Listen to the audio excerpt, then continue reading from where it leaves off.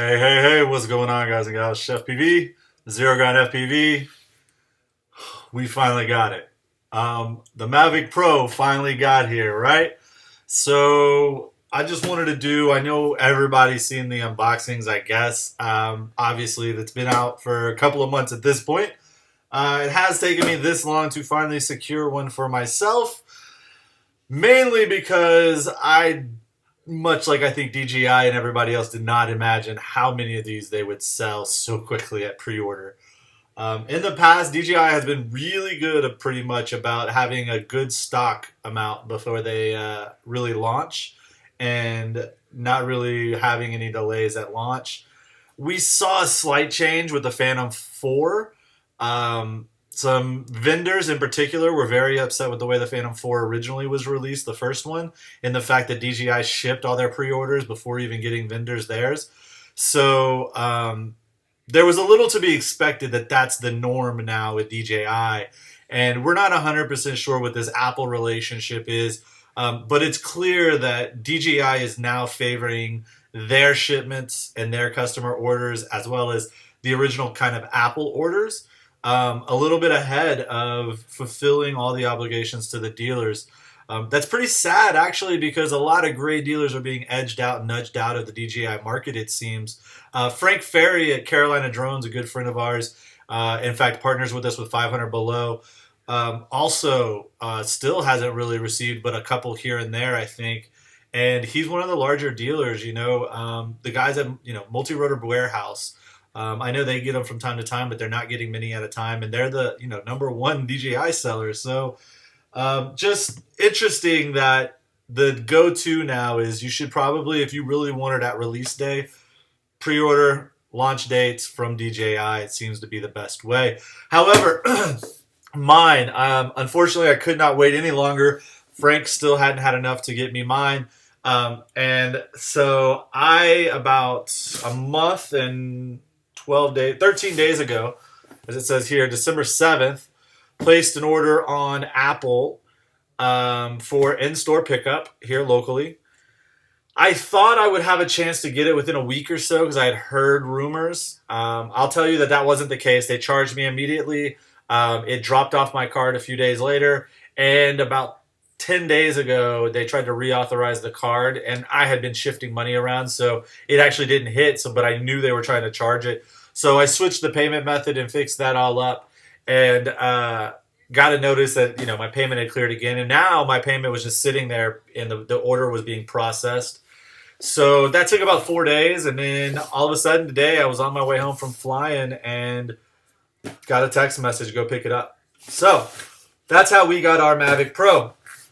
The Mavic Pro is super, super interesting for me with what I do at 500 Below, which if you don't know, go check out 500 Below. We have an on-demand drone support network that we're building through an app that you download to your iPhone or your Android, connect to people, get help, get training, all that stuff.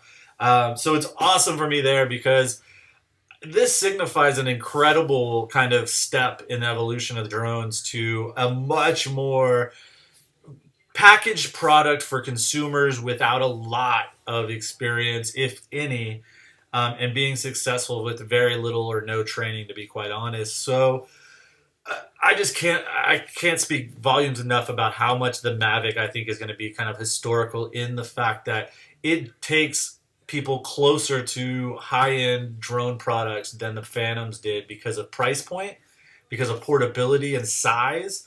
And I think that translates a lot to people being intimidated. I'm sorry. And I think that this portability and this size is going to keep people from being intimidated into getting into the drone kind of technologies.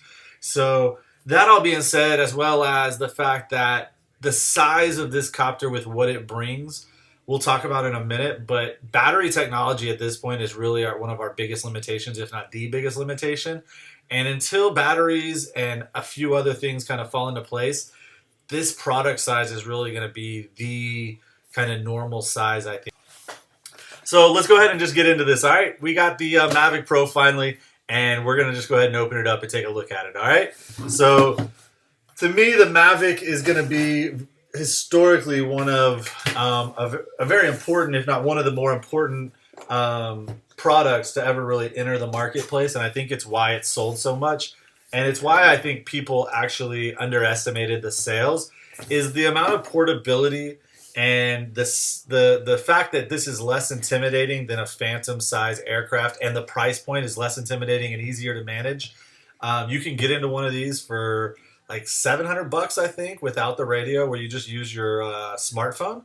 So just until battery technology comes down, this I think is going to be the new standard for size and portability of just your typical consumer,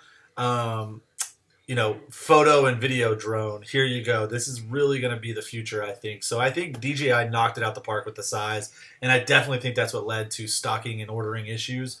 That being said, they've used the 1/2-inch sensor in this, so it's got the same sensor as a Phantom 4.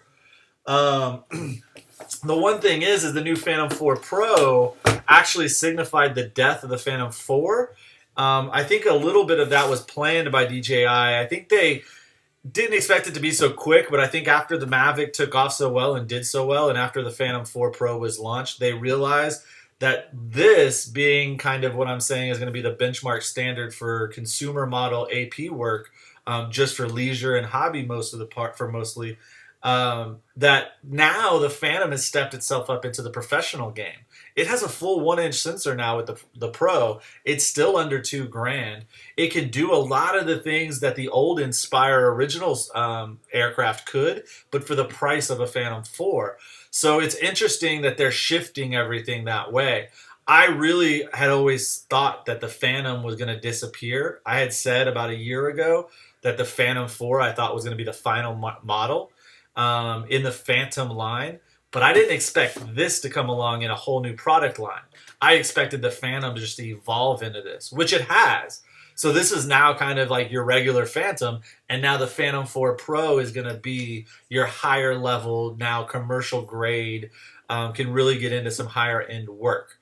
So that's just interesting to me, and I'm sorry, we're blabbering, but so here we go. Let's give it an open. I know you've all seen it, but for my guys and all the people that want to see that haven't, there you go. Open it up. Much like DJI normally, it's just a great open-the-box package. You could use this easily as a case, I could see, going forward.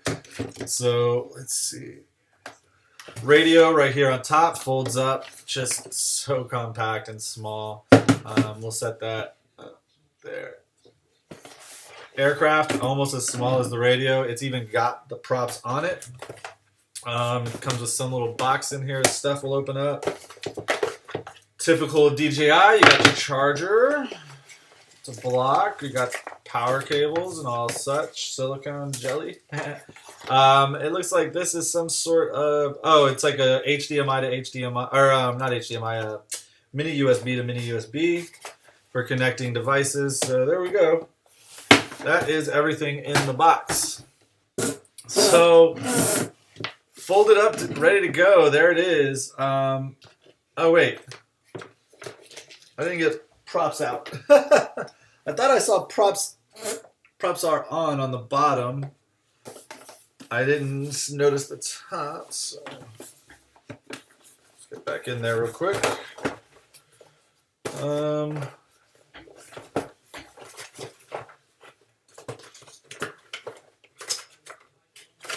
Not there. I'm so confused. Aha! Little prop baggies. Interesting. Those are cool. 2 little prop baggies with the props in them. I didn't notice them because they were up underneath the black foam pad. So there it is, all folded up though with props on, and you can put the props on the top. Check out the size comparison to my race drone, if you would, which is my Rana 220. So this is a 220 size aircraft here, and it's when it's all folded up, it's bigger than the Mavic. Cool, man, cool. All right, so it's got some sort of cover. Nice. I didn't know it had that. I've never seen that yet. Covers up your gimbal protector, which most people are flying without. I will tell you, one of the first things you're going to want to do is pop off, however, I'm assuming it. Oh, there's a little latch at the bottom. Pull off your gimbal cover. And do not forget to remove your gimbal lock. It looks like you squeeze it, yep, and pull down. Do not forget to remove your gimbal lock before powering this thing on for the first time. Please. So I'm going to go ahead. I'm going to put that back on for now. I just want it there. We got the gimbal open and it's loose though. Man, that gimbal is so tiny. I mean, I'd seen these obviously. I've seen people with them. This is my first hands-on experience though, and it is small. Radio again, right there. I guess we're gonna unfold it. Wow, it just folds right out. Interesting. I think it locks. No? No, it just stays open. Okay. I thought people had said something about the folding arms lock mechanism not lasting but a certain lifespan, but it doesn't seem to lock. It doesn't. Cool. All right. So you do have to be careful not to do that. Not to grab it by the arms, apparently. So there's that. Turn the power on and off right there, it says. Take that sticker and we'll stick it right there. Oh, man. So bottom, you got your sensors. So you got your optical flow sensors, which optical flow just basically means you've got these cameras that are looking straight down and can be used. And then you also have sonar or DJI's typical obstacle avoidance. It's there. So you got the obstacle avoidance on the bottom. You've got the front obstacle avoidance in the two optical flow cameras there. Interesting. Very, very interesting, I tell you. Very excited to get this thing going. To get it going, though, I am going to take off these props. We're going to power this bad boy up. Oh, am I missing leg? No, I guess it sits like... Is it something? I guess I had never noticed that there are no rear legs. I don't know. I never noticed that. I've just never really studied the pictures of this. This thing is so awesome, man. Wow. Okay. By the way, battery. We had talked about why currently this is going to be the size. The bottom line is, as long as the battery needs to be this big to get me 20 to 25 minutes of flight time, which this is supposed to get 27, you're going to need an aircraft somewhat this size, right? So battery technology is the reason why I think we're at the #1 limited spot, as far as you're not going to see a lot more of downs, like getting these smaller. I think from now on, what we're going to see is I think the Mavic 2 is just going to be so much more robust. It's just going to have a better camera, better features, better obstacle avoidance, right? So that's why I'm so excited about the Mavic, is the potential for us to see basically another model that's going to historically really kind of take its place as the #1 consumer model sold. My thoughts, at least. So let's get this thing powered on. Double tap, just like all your DJI stuff. It's only got 2 lights lighting up, which means that the battery's almost dead. It's 50% or less. We'll unfold the radio, which feels really good in your hands. Wow. All right. I didn't get it. There we go. Antennas turn.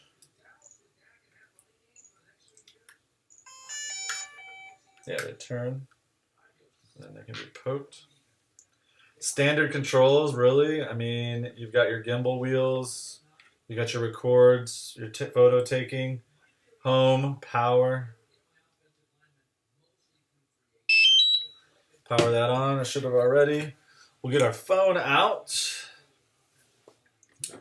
It's got the currently installed cable. So the other cable that was there was this cable here on the radio. It plugs into the side, apparently. It's actually a cable that is the one for your device. So I don't think I can use my case, though I'm going to try. No, it's not going to let me. So I'll take my phone out real quick.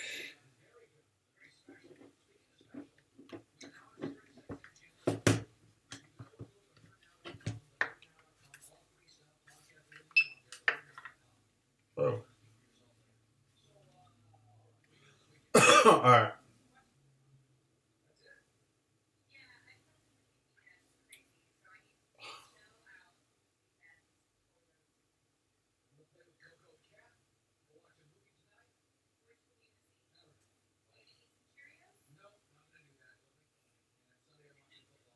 All right.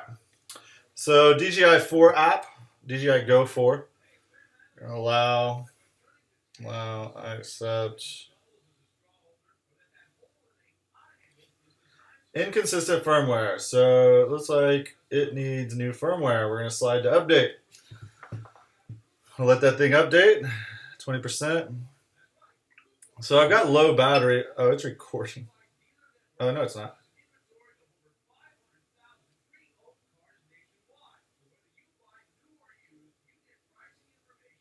Wow, there's so much information on the screen. I love the little radio. I just got to get used to it. I love the fact that now you have some data without having to have the app open. So now you can really focus on using the app for visually seeing what's going on, right? So it's updating. It's also telling me I can go fly though, which is odd. Oh, okay, wait for the update to be complete.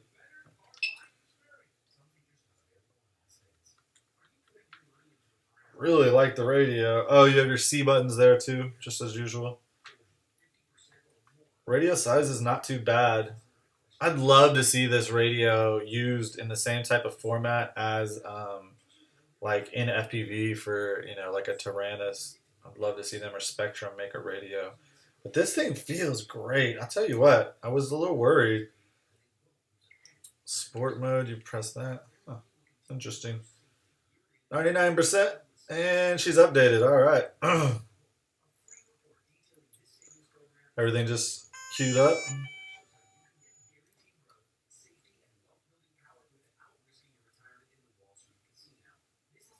All right. Now we can go fly.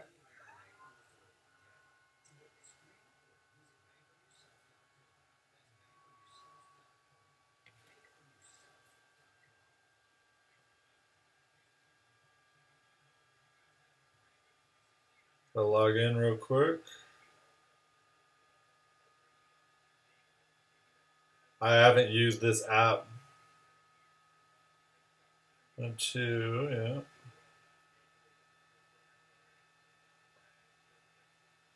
Wow, they tell you everything you need to know. It's telling me.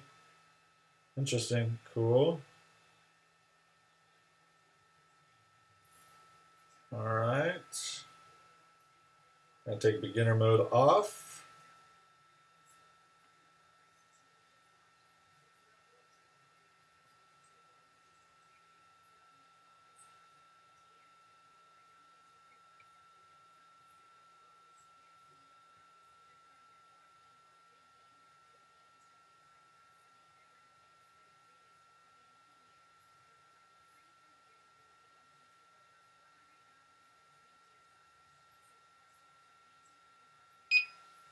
All right.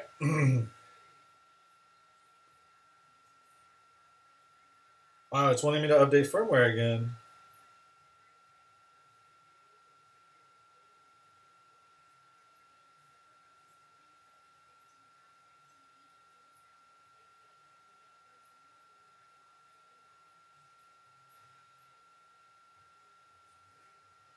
Well, it won't let me update that because there you go. Because the battery's not charged enough. We're only at 16%, so you will need to charge the battery, both the radio and the battery, before you can do your updates to go fly. So we're in though, and there you are, good to go. You can record, and let's go ahead and just start the motors up. There you go.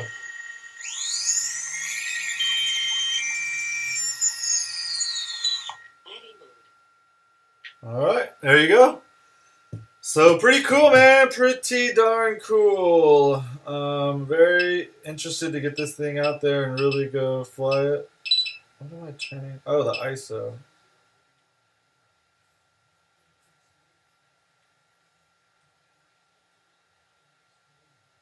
Anyways, really excited to go get this thing, go fly it. Rear light, front lights, gimbal pitch.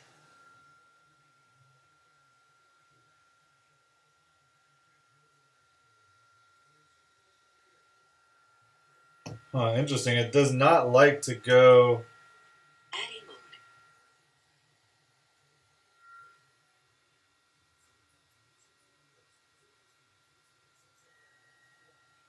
Huh.